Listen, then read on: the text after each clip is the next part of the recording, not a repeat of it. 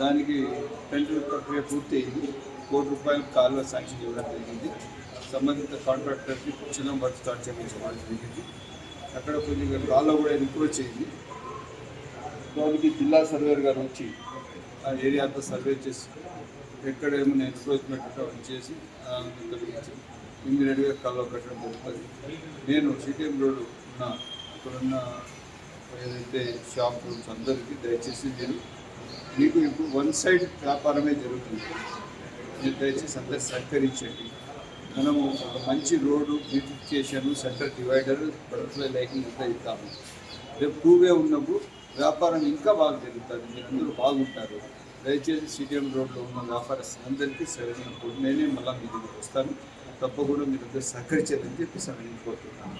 అదేవిధంగా ఇంకా మిగతా వాటర్ సప్లై పైన కూడా క్లియర్గా మాట్లాడడం జరిగింది. 7 బోర్ వచ్చింది. ఫిల్లింగ్ స్టేషన్స్గా బోర్ రెడీ చేశాము. కొన్ని ఏరియాలో వాటర్ డ్రై అయిపోయింది. అది దేవుని ఇష్టం, మనం ఏం చేయలేము. బట్ కాకపోతే ఆల్టర్నేట్ సోర్స్ ఇచ్చే బాధ్యత ఉంటుంది. దానికి ట్రాన్స్పోర్టేషన్ కింద మనమే ఈరోజు కూడా 4 ట్రాక్టర్లు కొని ఇవి ఆల్రెడీ 7 ట్రాక్టర్లు మన దగ్గర ఉన్నాయి. ఇవన్నీ రెడీ చేసి ఎంత త్వరగా రోజుకి ట్రాన్స్పోర్టేషన్ ద్వారా నీటి ఇచ్చేటట్టుగా చూస్తున్నాం. మిగతా ఏరియాలన్నీ 3 రోజులు 4 రోజులు గ్యాప్ చేస్తున్నాను.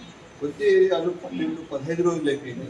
ఆ 15 రోజులు సైకిల్ తీసుకొచ్చి మళ్ళీ 4 రోజులు తీసుకురావాలని చెప్పి అందరూ సహకరించండి సార్.